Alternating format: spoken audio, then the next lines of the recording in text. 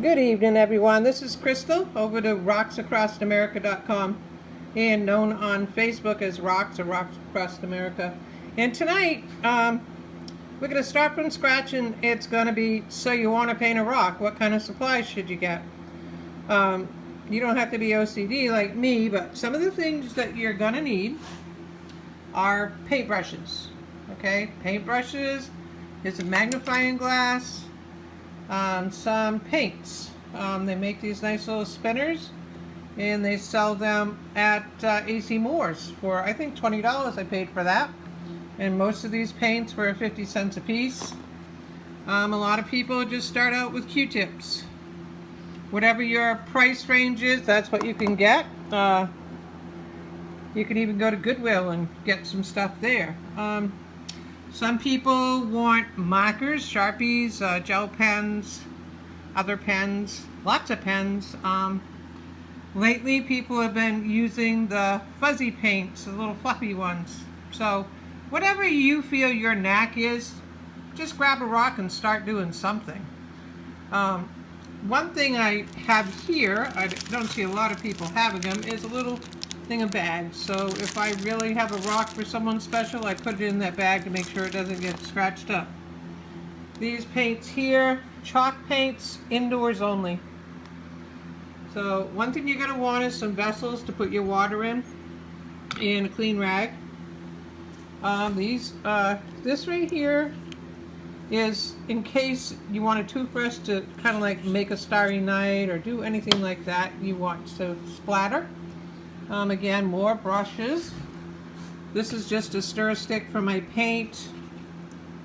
One of these, I don't even know what they're called, a foam brush, I guess. Here are some nail things I got for, I guess they made them for nails or for paint. And these really come in handy for fine detail. I got the type with the double end, and I have the type with the paintbrush on the end. I like them both.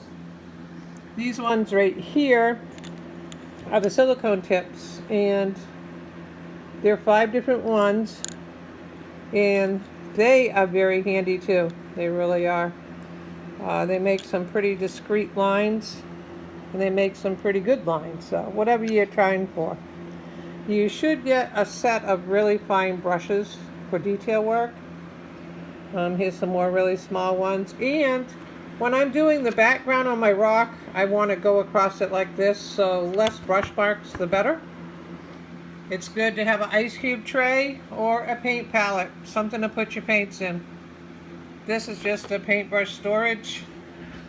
This is a Mod Podge brush to do the Mod Podge, and this right here is, if you're going to do decoupage, this is a squeegee. It comes in handy if you got bubbles going on, as does this roller. They're both put out by Mod Podge.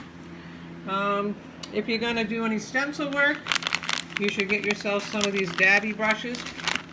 They come in a value pack. These stencils here I got at the Dollar Tree. If you're not great at lettering, they just stick right on your rock and you just dab across them and peel right off after. So give it a try if you can find some at Dollar Tree. Some people are having a hard time. I know they do have some out there that look like mandalas, like different swirligigs I'm trying to find myself, but I haven't been able to find them. Another thing you might need, when people paint, it's not a great idea to leave your paintbrush inside like this. You don't want to leave it like that, because number one, you're waterlogging your brush, you're making it so it's going to rot out, and you're warping your bristles. So when you're done doing that, dry them off the best you can and lay them flat in something. That's my advice. It's what I try to do. And if you're going to do some painting, sorry about that, when you're going to do some painting or some decoupage, and either way you're going to have to protect it. I do the triple thick first and foremost, especially if I'm doing decoupage. I stick it on with that. And then I do a coat of polyacrylic, because that really is weatherproof. And I did testing. I'll be able to show you more in the future, but that's a good way to start. And for those of you that are doing the mandalas, these 3 different tool sets here I got up to Harbor Freight tools, and they come up to $22.96, and that's one of their 25% off coupons or whatever. But the heads of these make great dotting tools, as well as these Pittsburgh pin punch set. They make great dotting tools. And this right here, transfer punch set. Look at all them different sizes, all nicely weighted. Those are awesome. Just clean them off and don't put them away wet.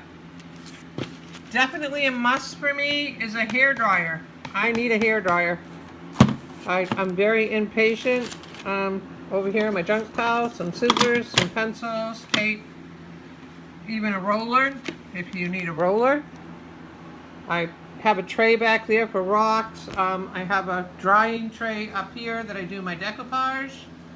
And that's about it. I don't know if I've left anything out, but that would be a good start. Have a good night. I will talk to you soon.